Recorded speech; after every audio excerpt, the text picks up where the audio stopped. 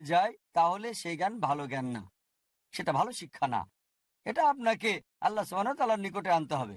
যেমন ধরেন, মেডিসিনের জ্ঞান অর্জনের মাধ্যমে আমরা জানি কিভাবে রক্ষা করে হাজার হাজার মানুষের জীবন। আবার এই একই মেডিসিনের জ্ঞান দিয়ে আমরা জানি কিভাবে গর্ভপাত ঘটায়। যুবক যুবতীরা জিনা করে আর গর্ভপাত ঘটাতে চায়। তাই এই জ্ঞানের দ্বারা যে ভুল কাজ, সেগুলো থেকে বিরত থাকতে হবে। মায়ের জীবন বাঁচানোর ক্ষেত্রে গর্ভপাত যদি শারীরিক সমস্যা থাকে, ইসলামের অনুমতি আছে। অন্যথায় আল্লাহ বলেছেন সূরা ইসরা অধ্যায় 17 আয়াত 31 এবং সূরা আনাম অধ্যায় 6 আয়াত 151 যে দারিদ্রতার ভয়ে সন্তানদের হত্যা করো না। সন্তান হত্যা নিষিদ্ধ। তাই যে জ্ঞানই অর্জন করেন তা হবে মানবতার কল্যাণের জন্য, আর আল্লাহ সুবহানাহু ওয়া তাআলার নিকটে নিয়ে যাবে। যে নৈতিক মূল্যবোধ আপনি শিখছেন, খেয়াল রাখতে হবে যখন সন্তানকে স্কুলে দিচ্ছেন, স্কুল সন্তানকে ভালোভাবে গড়ে তুলছে কিনা। চিন্তা করেন, যদি আপনার সন্তানকে কনভেন্ট স্কুলে দেন, তাদের অনেক মূল্যবোধই আল্লাহ সুবহানাহু ওয়া তাআলার মূল্যবোধের বিপরীত। ব্যাপারটা এমন যে সন্তানের হাত পা বেঁধে তাদেরকে পানিতে রেখে বলছেন যে সাঁতার কাটো। কিভাবে সাঁতার কাটবে? কিভাবে সাঁতার কাটবে? তাই যখন স্কুলে পাঠাবেন, দেখতে হবে ঠিক জায়গায় দিচ্ছেন কিনা। যদি সংস্কৃতি, সমাজ, স্কুল আপনাকে আচরণ শিক্ষা দেয়, এটা হতে হবে ইসলামিক ধারার। এখন আমরা দেখি যে পশ্চিমা সংস্কৃতিতে তারা বলে যে তাদের রীতি বৃদ্ধাশ্রম তৈরি করা। ইসলাম ধর্মে বৃদ্ধাশ্রমের কোনো স্থান নেই, কারণ ইসলাম বিশ্বাস করে যে পিতামাতাকে ভালোবাসা, সম্মান দেখাতে হবে। আর কোরআনে অনেক জায়গাতে আছে। সূরা লোকমান অধ্যায় 31 আয়াত 15, সূরা আনকাবুত অধ্যায় 29 আয়াত 8, সূরা আনাম অধ্যায় 6 আয়াত 151, অনেক আয়াতই বলছে যে আমি মানুষকে নির্দেশ দিয়েছি পিতামাতার সাথে ভালো ব্যবহার করতে। আর আমাদের নবীজি মুহাম্মদ সাল্লাল্লাহু আলাইহি ওয়াসাল্লাম বলেছেন, এটা আছে সহিহ বুখারীতে, ভলিউম 8, বুক অব আদাব, অধ্যায় 2, হাদিস নাম্বার 2। এক ব্যক্তি নবীজির কাছে আসলো এবং জিজ্ঞেস করলো যে পৃথিবীতে আমার ভালোবাসা এবং সম্মানের বেশি হকদার কে? নবীজি বললেন, তোমার মা। লোকটি বলল, তারপর কে? নবীজি আবার বললেন, তোমার মা। লোকটা বলল, তারপর কে? আবার নবীজি তৃতীয়বার বললেন, তোমার মা। লোকটি বলল, তারপর কে? তখন নবীজি বললেন, তোমার বাবা। 75 ভাগ 4 ভাগের 3 ভাগ ভালোবাসা এবং সম্মান মায়ের, 25 ভাগ 4 ভাগের 1 ভাগ বাবার দিকে। সংক্ষেপে, মা পাচ্ছেন গোল্ড মেডেল, সিলভার মেডেলও পাচ্ছেন, ব্রোঞ্জ মেডেলটাও মাই পাচ্ছেন। বাবাকে একটা সান্ত্বনা পুরস্কার নিয়ে সন্তুষ্ট থাকতে হচ্ছে। তাই ইসলাম আমাদের বলছে পিতামাতাকে ভালোবাসতে হবে। বিশেষ করে সম্মানের হকদারের কথা বললে মা 3 গুণ বেশি পাচ্ছেন।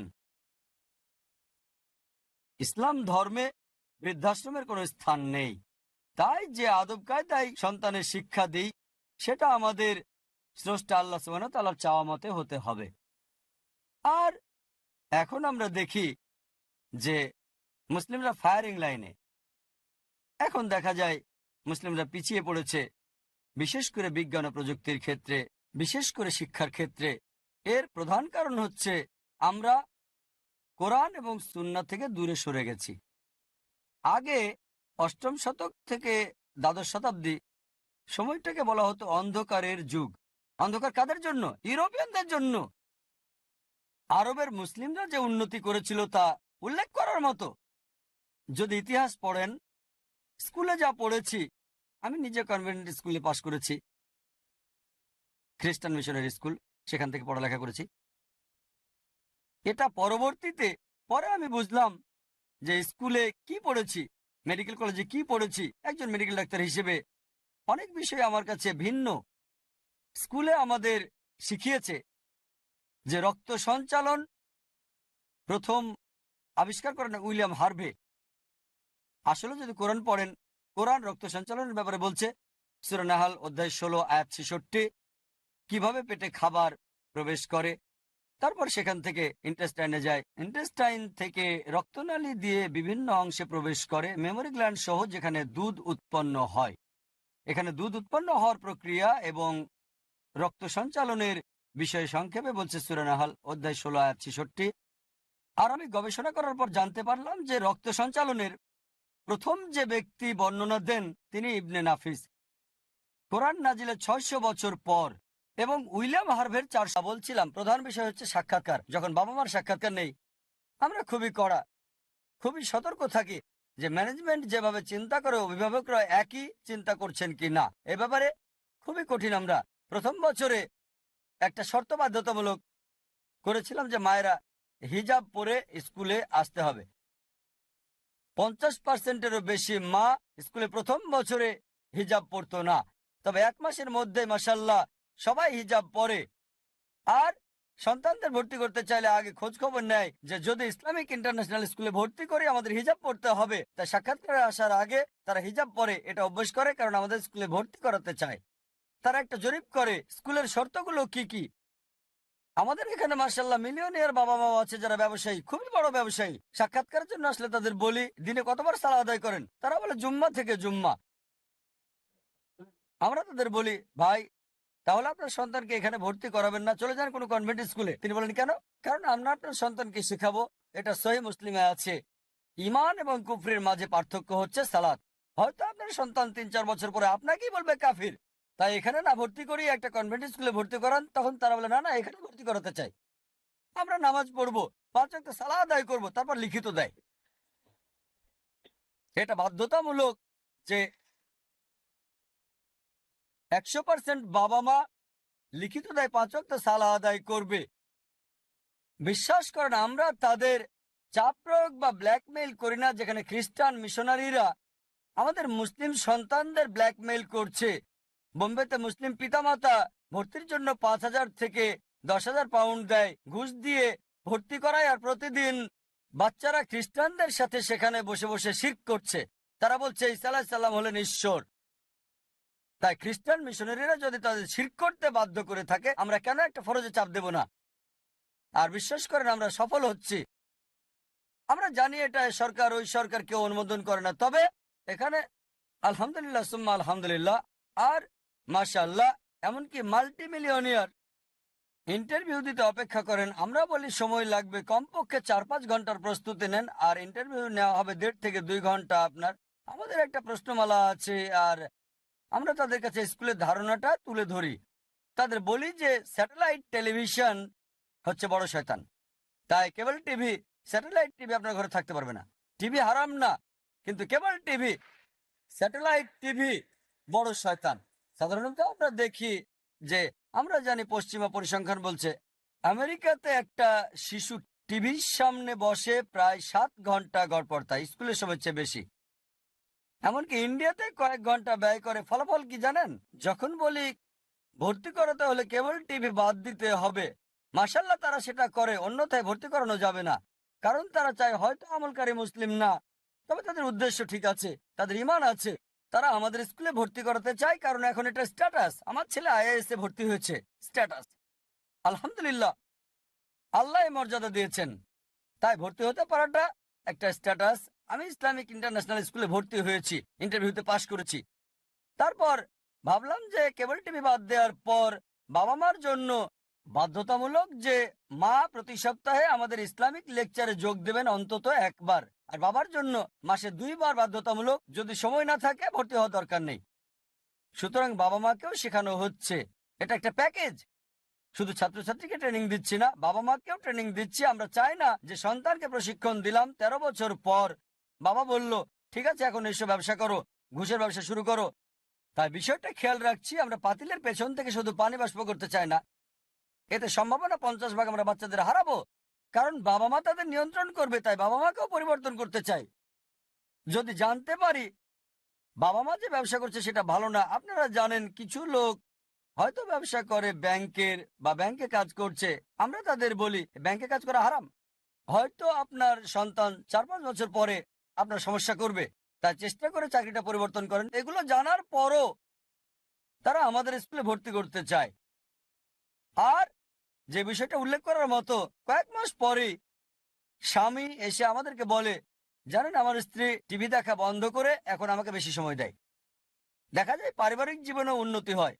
আমরা আরো কিছু শর্ত জুড়ে দেই ভর্তির আগে যে কমপক্ষে 20 মিনিট প্রতিদিন অনুবাদ সহ কোরআন পড়তে হবে পরিবারের মাঝে প্রতিদিন, বাধ্যতামূলক। বাবা আমাদের লেকচার আসবেন মাসে 2 বার, যেগুলোতে ইসলাম নিয়ে কথা হয়। মা আসবেন সপ্তাহে 1 দিন। এভাবে মাশাআল্লাহ পরিবেশটা ইসলামিক হয়ে যাচ্ছে। আর বাবা মা ছাড়াও অন্যরাও এসে থাকেন, এমনকি দাদা দাদিও আসেন। এভাবে সমাজটাও। আমির হামজা সাহেব উনি একটা বক্তব্য ভাইরাল হয়েছে। গতকাল কুষ্টিয়াতে মহিলারা ধারণ মিছিল করেছে। মোহনপুর ইউনিয়নের ধানের শীষ কাণ্ডারি অবনীত নেতা কর্মীরা, আসসালামু আলাইকুম। আপনারা সবাই কেমন আছেন? আলহামদুলিল্লাহ। আজকে এমন একটি নেতৃত্বের জন্য, এমন একটি মানুষের জন্য আপনারা দোয়া মাহফিলের ব্যবস্থা করেছেন, যে মানুষটি এতে ছোট ভাই হাসান বলেছে খালেদা ঠিকই মৃত্যুবরণ করেছে, কিন্তু বাংলাদেশের মানুষের মনের ভিতরে মনে জেগে আছে, তাকে ধারণ করছে আমরা সবাই। সাথীরা আমার, উনি বাংলাদেশের মানুষের জন্য, বাংলাদেশের মানুষের জন্য 1-11 সময় যখন ওনার বাড়ি থেকে বাহির করে দেওয়া হয়, কেন্দ্রীয় প্রধানমন্ত্রী, সাবেক সেনাপ্রধানের স্ত্রী, সাবেক প্রেসিডেন্টের স্ত্রী ওনাকে একটা কথা বলেছিলেন, যদি আপনি দেশ থেকে চলে যান তাহলে আপনার বাড়িঘর থাকবে এবং আপনি আর কোনো কিছু হবে না। উনি কিন্তু একটা কথা বলেছিলেন, কি বলছিলেন জানেন? আমার এক তারেক রহমান মারা গেলে আমার এই বাংলাদেশের প্রত্যেকটা মানুষ আমার সন্তান, এই মাটি ছেড়ে এখানে পালিয়ে যাবো না, আমি চাইতে পারি না। অর্থাৎ তার পরিপ্রেক্ষিতে বুঝতে পেরেছেন, গত 30 তারিখে ওনার মৃত্যুবরণের মধ্য দিয়ে বিশ্বের একটা ইতিহাস সৃষ্টি করে গেছেন। মানুষ আনাচে খানে মানুষ, বিদেশ থেকে মানুষ, বহু দেশ থেকে মানুষ এখানে এসেছিলেন। আত্মীয় বন্ধুরা আমার, তাই আমরা সবাই দেশ খালেদা জিয়া তাকে অনুসরণ করি, তার রাজনৈতিক ব্যক্তিত্ব। উনি যেভাবে দেশকে মানুষের জন্য, গরিব মানুষের জন্য, অনেক ভেদাভেদ ছিল না। উনি কোন ভেদাভেদ করে রাজনীতি করেন নাই, যাতে আমরা দেশ খালেদা জিয়ার রাজনৈতিক অনুসরণ করে চলতে পারি, সেভাবে আমাদের চলতে হবে। সাথী বন্ধুরা আমার, আমরা তার অনুসরণ করবো, কথা বলতে হয়। ইতিমধ্যে আপনারা যিনি দেখছেন আমির হামজা সাহেব, উনি একটা বক্তব্য ভাইরাল হয়েছে। গতকাল কুষ্টিয়াতে মহিলারা ধারণ মিছিল করেছে। সেটা হচ্ছে আরাফাত কোকো কয় কর ক কয় কর ক ওই দুটো এখানে তুলে উনি কু হচ্ছে লাগিয়েছে, কুকুর। আপনাদের এটা বিচার করতে হবে আপনাদেরকে। আমির হামজা সাহেব, আপনি ইসলামী দল করেন, আপনি আগামী দিনে নির্বাচন করবেন, আপনি লক্ষ লক্ষ টাকার বিনিময়ে প্রত্যেক জেলায় প্রোগ্রাম করছেন। কোথায় লেখা আছে? কোথায় লেখা আছে? কোন কোরআনে হাদিসে লেখা আছে দেশের প্রধানমন্ত্রী, প্রেসিডেন্টের সন্তান, তার সম্বন্ধে আপনি কুকুরের সাথে তুলনা করেন? আমি মোহাম্মদ বিএনপি সভাপতি হিসাবে মোহাম্মদপুর বিএনপির পক্ষ থেকে এই প্রতিবাদ ধিক্কার জানাচ্ছি এবং তার শাস্তির জন্য আহ্বান করছি সরকারের কাছে। সাথী বন্ধুরা আমার, বলার তো অনেক ছিল। সভাপতি নির্বাচনে 22 তারিখ থেকে শুরু হবে। তারপরে তো বুঝতে পারছেন আপনারা কি অবস্থা কি হচ্ছে। একটা দল আপনাদের সাথে পা দিয়ে নেটা করার সম্ভাবনা আছে। আর একটা জিনিস খেয়াল রাখবেন আপনারা, এই ইউনিয়নে আমরা রাজনীতি করি, যে যার অবস্থা রাজনীতি আছে তাদের নিয়ে কোনো সমস্যা কিন্তু নাই। একটা জায়গা থেকে যারা দলে এসছে, অন্য দলে যারা যাচ্ছে, তাদের কথাবার্তা অনেক খারাপ, ভয়ঙ্কর। এরা আপনাদের সবাই সজাগ থাকতে হবে। পাকে পা বাঁধিয়ে মারামারি করতে পারে, গাঁজা করতে পারে। যারা 5 আগস্ট পরে দেশে নির্বাচন চায়নি, তারা এখনো কিন্তু চাচ্ছে নির্বাচন না হয়। এটা আপনার স্মরণ করতে হবে, যাতে আমরা সবাই সজাগ ভাবে সজাগ চলতে পারি। যদি আপনি মার দেয়, মার খাবেন, অসুবিধা নেই, তার বিচার কিন্তু পরে হবে। ইতিমধ্যে আজকে আমি বাইরে ছিলাম, আমাকে আমার সেক্রেটারি সাহেব একটা নিউজ দিলেন, আমাদের এক নেতাকে, আমাদের জামাত ইসলামের নেতা তার খারাপ ব্যবহার করেছে। আমি আমার সাথে সাথে আমি আমার জামাতের আমিরকে রিং করেছিলাম, ভাই আপনারা কি চান? আমার বড় ভাই, গ্রামের সন্তান পিন্টু ভাই, আপনারা কি চান? আপনারা কি ইন্ডিয়াকে শান্ত চান? ইন্ডিয়াকে ঘর শান্তি করতে চান? ট্যাংরা পুঁটি আমরা অনেক দেশ থেকে মাছ ধরি, নদী ফের কাটাতে ফের মাছ আড্ডার মতন পূরণ হয়েছে। এখন অসুবিধা নেই, খুব ভালোই হয় মাছ। খোকা গেল মাছ ধরতে ক্ষীর নদীর কূলে, ছিপ নিল কুলা ব্যাঙ্গে, মাছ নিল সিলে। তো দর্শক, খোকা মাছ ধরতে গিয়েছে কোথায় জানেন? ঠিক ওই চুয়াডাঙ্গা জেলার দামোদর উপজেলার চাউলিয়ার ভৈরব নদীর তীরে। দর্শক, বেশ কিছুদিন ধরে নদীতে পানি বেড়েছে, যেন মনে হচ্ছে নদীর জোয়ার এসেছে। আর পানি বাড়ার সাথে সাথে নদীতে যেন মাছ উৎপন্ন হচ্ছে, প্রচুর মাছের জন্ম হয়েছে। আর সেই মাছ ধরার জন্য সকাল থেকেই চাউলিয়ার এবং হেমায়তপুর গ্রামের মানুষ ব্যস্ত হয়ে পার করছেন এই ভৈরব নদীর তীরে মাছ ধরার কাজে। দর্শক, এই নদী দেখে মনে পড়ে গেল কবি রবীন্দ্রনাথ ঠাকুরের সেই মাঝি কবিতা, আমার যেতে ইচ্ছে করে নদী তীরে ওই পারে, যেতাই ধারে ধারে, মাছের কোটায় ডিঙ্গি নৌকা বাধা সারে সারে। দর্শক, আজকে মনে হচ্ছে ডিঙ্গির বদলে ঠিক ছিপ দিয়ে মাছ ধরার মানুষ সারি সারি বসে আছে, কতই না সুন্দর। এবং তারাও কিন্তু বলেছেন এই নদীতে মাছ হচ্ছে ট্যাংরা, পুঁটি, চ্যাং। বাহ, প্রাকৃতিক যে সৌন্দর্যেই ঘেরায় নদীটির এই পাড়টি। দেখুন আমার পিছ দিয়ে কত সুন্দর নদী বয়ে গেছে, আর নদীর পাশ দিয়ে কতই না গাছপালা, ফসল পরিপূর্ণভাবে দাঁড়িয়ে রয়েছে বা তার সৌন্দর্য বিলিয়ে দিচ্ছে। দর্শক, আমরা কথা বলবো যারা মাছ ধরতে এসেছেন। আমাদের হাতে রয়েছে ফরিদুল ভাই। হ্যাঁ, আমি অনেক সকালে মাছ ধরতে এসেছি, অনেক কিছু মাছ পাইছি, ওটা বাড়িতে দিয়ে এসেছি। খাওয়া দাওয়া করে আবার আসলাম। কাজ কাম কম, বিভিন্ন মাছ নদীতে হয়, ট্যাংরা, চ্যাং, জিওল, পুঁটি, এগুলা ইত্যাদি মাছ পাই। নদীর মাছ খুব স্বাদের, বা মাছ ধরাটা নেশার কাজ, ভালো লাগে, তাই নদীতে মাছ ধরতে আসি। কাজ কাম কম, মাছ ধরি। আরো অনেকে আসবে বিকালের দিকে, আরো অনেক মানুষ আসবে। নদীর মাছের একটা স্বাদ আলাদা, বা ধরতেও ভালো লাগে, মজা লাগে। এই যে সুবলপুরের বাঁধ হয়তো বেঁধে দিচ্ছে, এর কারণে কোলে কোলে যে ফসল আছে এগুলো হয়তো নষ্ট হচ্ছে, কিন্তু প্রচুর মাছ এসছে নদীতে স্রোতে ভেসে। তো আমরা ছিপ দিয়ে মাত্র খাচ্ছে, খুব বেশি বেশি মাছ হচ্ছে। প্রবাদে আছে মাছে ভাতে বাঙালি, আমরা তো বাঙালি, তাই মাছ ভাতকেই বেশি পছন্দ করি। দর্শক, নদী খননের পর থেকে নদী তার নাব্যতা ফিরে পেয়েছে, ফিরে পেয়েছে তার যৌবন, ফিরে পেয়েছে তার সৌন্দর্য। ভালো থাকুন, সুস্থ থাকুন। কিচ্ছু হয়নি, একদম মনে হচ্ছে তুলবে কি গেছে নি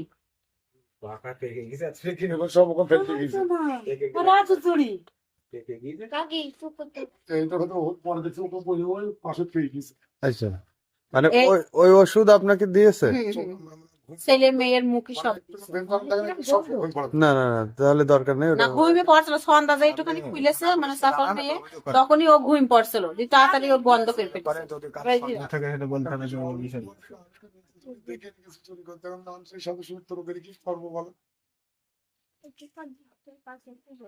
রাত্রে জানতে পারলেন কিভাবে? রাতে যখন আইসক্রিম সময় পিঠা পেতি ঘর আসবে, আচ্ছা এখন আমি হচ্ছে চিল্লাচিল্লি দুজন নাই, আমি আরো। আচ্ছা, এখন ওই ঘরে থেকে বাক্স ভাঙা, ওইভাবে খোলা? ওই ঘরে আবার সিট কিনে এইভাবে দিয়ে গিয়েছে, টাকা চুরি করে আবার সিট কিনতে এইভাবে দিয়ে গিয়েছে।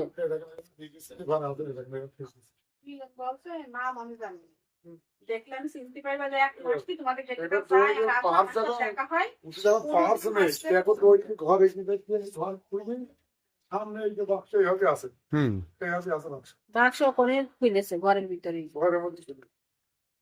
এই ঘরটা দেখি ডয়ার সব খোলা, ডয়ারের ভেতরে। এখানে হ্যাঁ, কই চলুন দেখ। ওই ডয়ার এটাও খোলা ছিল, এটা এখন তালা মারলা, ওই চাবি কোনো নিয়ে গেছে, এই ঘর ওইভাবে খোলা আছে। এই ঘর থেকে চাবি নিচে, এই দেখেন, এই দেখেন এই কইটাই ছিল চাবি, এই যে কইটা, এখানে চাবি নিচে এই কইটাই ছিল চাবি দিয়ে, দেখেন এই ঘরে চলে গেছে। এই দেখুন, আমি কথা কিনে দেখি মাংস দিল ওখানে, দেখে এখান থেকে জিয়ার হবে, আর ওকে দিলে বাকি মাংস খুলে নিজে নিয়ে আমার ছেলে তাদের কিন্তু বড় ছেলে বড়টা? হুম। আচ্ছা, এইবার দেখি আমার তো এখানে কত টাকা? এক হাজার 1,70,000, যেমন 70,000 আর 1,000 সালে পারছে।